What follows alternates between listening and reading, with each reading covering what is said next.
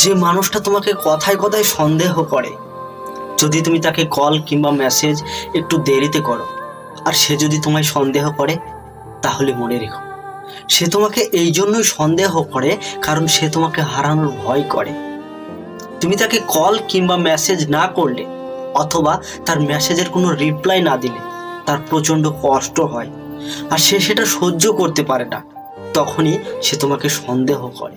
যদি কোনো ব্যক্তির কোনো জিনিস প্রিয় হয় তাহলে তার মনে সেই জিনিসটাকে হারানোর ভয় থাকে, আর এটা আসলে সন্দেহ নয়, এটা তোমাকে হারানোর ভয়। প্রতিটা প্রেমিক প্রেমিকা তার প্রিয়জনকে নিয়ে প্রচণ্ড সন্দেহ করে, আসলে এটা সন্দেহ নয়, এটা তাকে হারানোর ভয়। যে মানুষটা এই ভালোবাসাকে কখনো বুঝতে পারেনি সে মনে মনে করে যে তার প্রিয় মানুষটা তাকে সন্দেহ করে, কিন্তু না, আসলে তোমাকে প্রচণ্ড ভালোবাসে বলেই, তোমাকে সে হারাতে চায় না বলেই সে তোমাকে সন্দেহ করে। মনে রেখো, সে তোমাকে সন্দেহ করে মানে তোমাকে শক্ত করে ধরে রাখতে চায়, আর তোমাকে সে সারা জীবন ধরে রাখতে চায় বলেই সে তোমাকে সন্দেহ করে। আসলে এটা সন্দেহ না, এটা ভালোবাসা।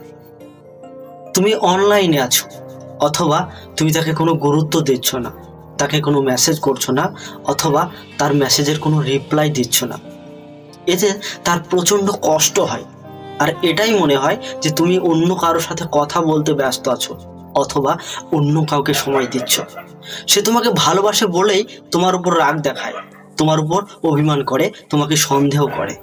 তুমি নিজেকে একবার প্রশ্ন করে দেখাতো যে অন্য কোনো পর ব্যক্তি কি তোমাকে কখনো সন্দেহ করবে, তোমার উপর কখনো রাগ দেখাবে?